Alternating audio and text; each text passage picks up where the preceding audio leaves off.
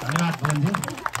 उपस्थित सम्पूर्ण सामाजिक व्यक्तित्वहरू, भजन मण्डली र विशेष गरी यो हर्दिनेटा भालुपानी लगायतको यो काभ्रे काउली क्षेत्रबाट उपस्थित हुनुभएका सम्पूर्ण धार्मिक व्यक्तित्वहरू, यहाँ सबैलाई म शिर निहुराएर छत्रकोट गाउँपालिकाको तर्फबाट अभिनन्दन गर्न चाहन्छु। मैले कुराहरू राख्नुपर्ने छैन कि यहाँहरूले संस्कृतिको संरक्षणसँगै धार्मिक ढङ्गले यहाँहरूले जति पहल कदमी लिनु भएको छ, जुन सरकारले मुख्य जिम्मेवारी लिनुपर्ने थियो, यसमा आफै नै एक कदम अगाडि बढेर यहाँहरूले गरेको कुरालाई म खुल्ला हृदयले प्रशंसा गर्न चाहन्छु। र छत्रकोट गाउँपालिकाले अहिले ओझेलमा पर्दै गइरहेको यो धार्मिक भजन कीर्तन लगायतका यिनी जुन सांस्कृतिकहरू छन्, अभियानहरू छन्, यसलाई गाउँपालिकाले अत्यन्त महत्त्वका साथ अगाडि बढाएको छ। मैले यहाँलाई राख्न चाहन्छु कि छत्रकोट गाउँपालिकाभरि विभिन्न वार्डमा, विभिन्न ठाउँमा विभिन्न प्रकारका अनेक शैलीका भजन कीर्तनहरू छन् र यसलाई एकताबद्ध गर्दै दिगाममा गयो भने एउटा सुरताल, मानकोटमा गयो भने अर्को सुरताल, हुँगामा जाँदै गर्दा अर्को सुरताल अथवा विभिन्न सुरतालहरूको बिचमा पनि एउटा साझा छत्रकोटको एउटा भजन मण्डली तयार गर्ने जुन ढङ्गले हामीले छत्रकोट गाउँपालिकाले झन्डै 3 महिना अघि एउटा छत्रकोट पालिका स्तरीय भजन मण्डलीको निर्माण गऱ्यौँ। भजन मण्डलीको निर्माण गर्दै गर्दा त्यो भजन मण्डलीले यसलाई क्षेत्र विस्तार गर्दै प्रत्येक वार्डमा टोलमा यहाँहरूले जुन गाउने गरेका भजन कीर्तनहरूलाई व्यवस्थित गर्ने र त्यो तल पनि पुग्ने ढङ्गले हामीले अभियानलाई अगाडि बढाउन अनुरोध गरेका छौँ। र यो आफैमा त्यसै अगाडि बढ्दैन।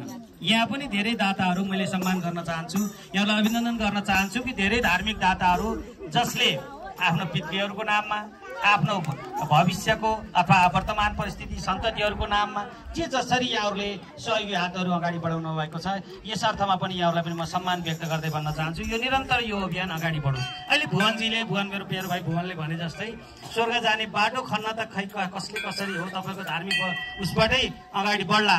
यद्यपि यो हामीले स्वर्ग जाने बाटो खन्न आउने बाटो अप्ठ्यारो भयो भन्ने कुरालाई यहाँले भने जस्तै उहाँले एक्लै भनिदिनु भएको होइन। बिहान मात्रै पनि म यो मन्दिरमा आउने अवसर प्राप्त गरेको थिएँ। चुरामणीजी, सालेगञ्जी, भुवन भाइ यहाँ हुनुहुन्थ्यो कि यहाँनिर मन्दिरहरू निर्माण भयो, धेरै दाताहरूले निर्माण गरिदिनु भयो यो मन्दिरहरू।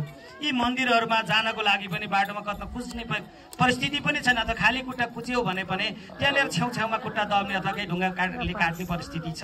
यो बाटोमा चाहिँ एउटा अलिक पक्की स्तरको बाटो बनाइदिनु पर्यो भनेर जुन गर्नुभएको थियो मन्दिरदेखि लिएर यो गोलाकारभित्र जति जाने एउटा चाहिँ बाटो निर्माण गर्नुपर्ने छ भन्नुभएको थियो। मैले यो हुन्छ आगामी आर्थिक वर्षको बजेटमा समेटेर यसलाई गरौँला भनेको थिएँ र तपाईँहरू सामु पनि फेरि यो प्रतिबद्धता जाहेर गर्न चाहन्छु कि यो बाटो तपाईँलाई जस्तै बाटो हो, हामी तलको पक्की बाटोसँग जोड्ने गरी अगाडि बढाउनेछौँ।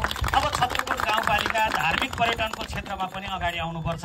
यो धार्मिक पर्यटनलाई प्रयोग गरेर हामीले सामान्यतः जीविकोपार्जनसँग पनि जोड्न पर्ने जरुरी छ कि धेरै ठाउँबाट यो लुम्चाक अथवा यो भालुपानीमा गाउने भजन एकपटक नहेरी हुन्न। हामी एकपटक जसरी पनि सरिक हुनुपर्छ भन्ने त्यो दौगाको मान्छेलाई लाग्नुपर्छ, त्यो हुँगाको मान्छेलाई लाग्नुपर्छ र समग्र रुडुदेखि लिएर यता गुल्मी दरबार हुँदै रेसुङ्गासम्मको मान्छेहरूलाई हाम्रा ती भजनले प्रभावित गरेर धार्मिक रूपमा आकर्षित गरेर हामीले यो भगवती मन्दिरको कृपा यस्तो खालको छ र त्यहाँ हामी एकादशीको दिन त्यो भजन सुन्न गयौँ भने मात्रै हाम्रा यदि हामीले नजानेर गरेका पापहरू अथवा जानेर गरेका केही पापहरू पनि मोक्ष हुन्छन् भन्ने ढङ्गले यहाँहरूले प्रचार गर्न सक्ने ढङ्गले पनि यसलाई अगाडि लैजानको लागि मैले अनुरोध गर्न चाहन्छु।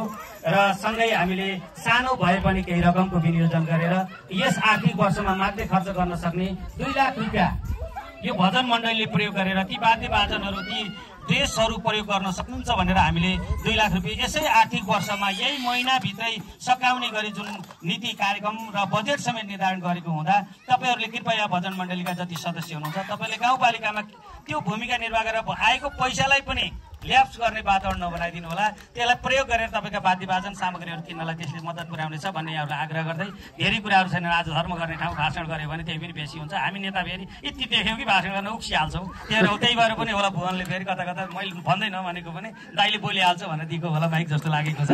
यहाँहरू सबैलाई फेरि पनि हार्दिक अभिनन्दन गर्दै यहाँहरूको यो भजन कीर्तन मण्डली अब यो पुरा चौर ढाक्ने गरी अहिले यहाँ थोरै अलिक कचाकुची गर्दा अलिक थोरै भाग भएको छ।